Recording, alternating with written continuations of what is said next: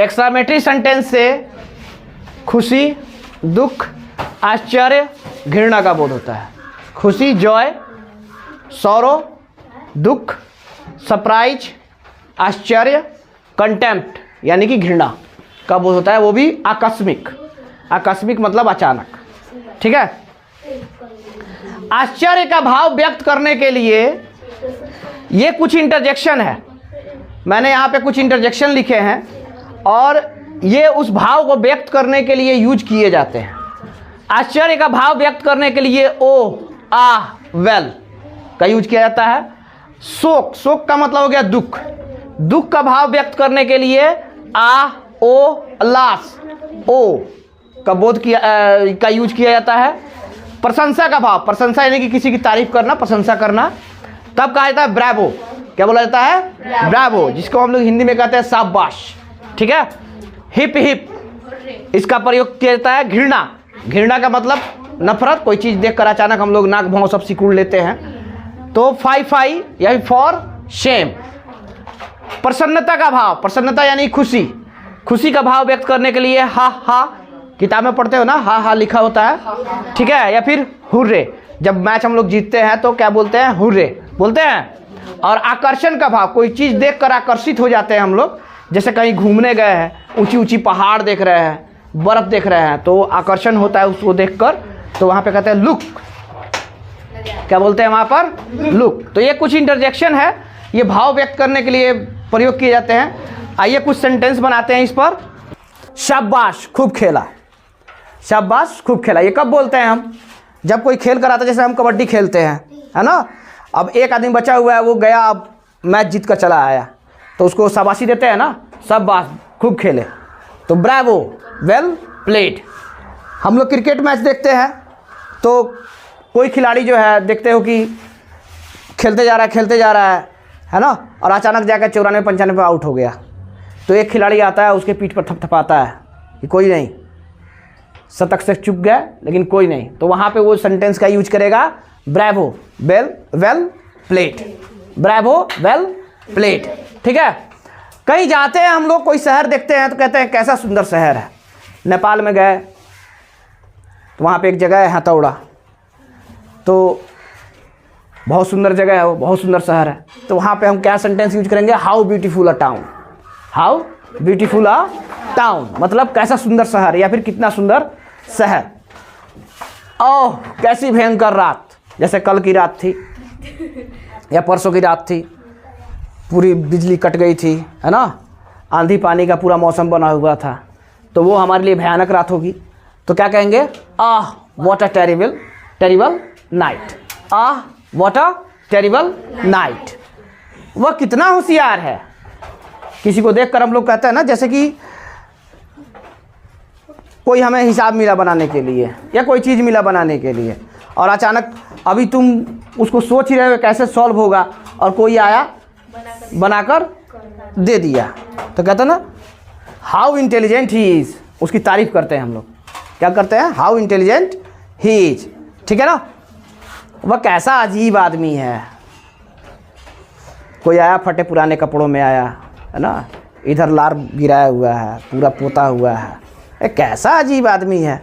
या फिर कोई व्यक्ति उलूल जुलूल सवाल पूछ रहा है, तो भी हमारे मुंह से निकलता है कैसा अजीब आदमी है। व्हाट अ, क्या इसका सेंटेंस ट्रांसलेशन होगा? वह कैसा अजीब आदमी है, तो इसका ट्रांसलेशन क्या होगा? What a peculiar man he is, what a peculiar man he is, ठीक है।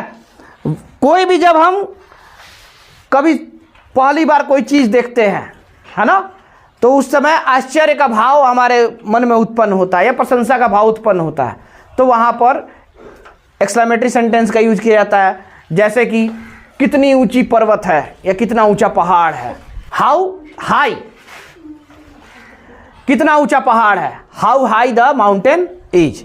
ध्यान में रखना, कभी भी इस प्रकार का सेंटेंस बनाना हो, एक्सक्लेमेटरी सेंटेंस का कभी भी ट्रांसलेशन बनाना हो, तो सबसे पहले जैसे कोई भी सेंटेंस बनाते हैं तो सब्जेक्ट लगता है, कोई भी सेंटेंस को बनाते हैं तो क्या लगता है जी? सब्जेक्ट, तब वर्ब आता है ना, और फिर ऑब्जेक्ट आता है। लेकिन एक्सक्लेमेटरी सेंटेंस में सब्जेक्ट वर्ब को हटा दिया जाता है, सब्जेक्ट या वर्ब को हटा दिया जाता है। यहाँ पर कोई इंटरजेक्शन का यूज किया जाता है। किस चीज़ का यूज किया जाएगा? किसी इंटरजेक्शन का यूज किया जाता है। या फिर अगर सेंटेंस में कैसी, कैसा, कितना, कैसा ये सब रहे तो वाट या हाउ का यूज किया जाता है। किस चीज़ का यूज किया जाता है? वाट या हाउ का, ठीक है ना। वाट और हाउ लगाकर सेंटेंस को बनाया जाएगा। और वर्ब जो रहता है वो लास्ट में रहता है। कहाँ रहता है वर्ब? लास्ट में। जरा देखो यहाँ पर, वह कैसा अजीब आदमी है। इसमें वर्ब क्या है? इज है। इसमें वर्ब कौन है? इज। तो वह कैसा अजीब आदमी है, सबसे पहले हम व्हाट लगाएंगे। व्हाट? अ पिक्युलियर मैन, यानी कि एक अजीब आदमी, ठीक है ना। ये ऑब्जेक्ट है। ये क्या है? ऑब्जेक्ट है। ये सब्जेक्ट तो ये रहा ही, क्योंकि किसके बारे में बात हो रही है? वह के बारे में बात हो रही है ना। सब्जेक्ट तो ये रहा। तो पहले इंटरजेक्शन, पहले क्या आएगा? इंटरजेक्शन, या फिर व्हाट या हाउ, और फिर ऑब्जेक्ट, तब सब्जेक्ट, तब वर्ब, ठीक है।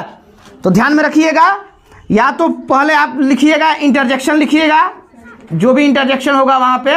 इंटरजेक्शन का मतलब ओ, आ, अल्लाह, वेल, ये सब इंटरजेक्शन होते हैं। या फिर व्हाट या हाउ लिखिएगा, व्हाट या फिर हाउ, ठीक है। फिर इसके बाद ऑब्जेक्ट लिखिएगा, और फिर सब्जेक्ट, और फिर वर्ब। इस सेंटेंस का स्ट्रक्चर यही होता है, ठीक है।